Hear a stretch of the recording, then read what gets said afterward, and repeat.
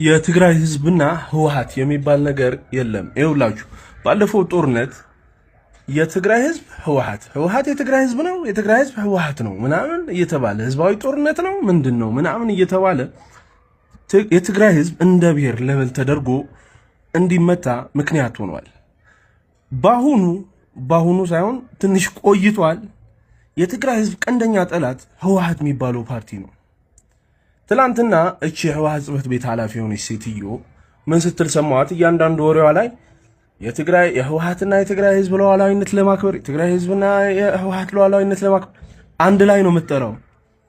ሴትዮ ራስሽን ቻይ፣ እኛ አይመለከተንም። ይኸውላችሁ የመላ ኢትዮጵያ ህዝብ እንዲያቆሙ የምፈልገው ነገር ህወሓት የሚባሉት 40-50 ሰዎች ናቸው።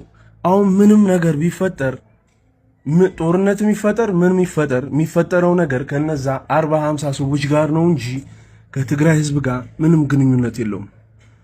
ስለዚህ ለይተን እንድናጠቃ ብዬ ነው። የትግራይ ህዝብ ሰላም ይፈልጋል፣ ልማት ይፈልጋል፣ መረጋጋት ይፈልጋል። እድሜ ዘመናቸው ጦርነት ላይ መኖር የሚፈልጉ ደም መጣጭ ቫምፓየሮች ግን ህወሓት የሚባሉ 40-50 ሰዎች አሉ። እነሱን ለይተን እናጥፋ። ህወሓቶችን እናግልል፣ ህወሓቶችን እንጸየፍ። ሰላም ለትግራይ ህዝብ። ይመቻችሁ።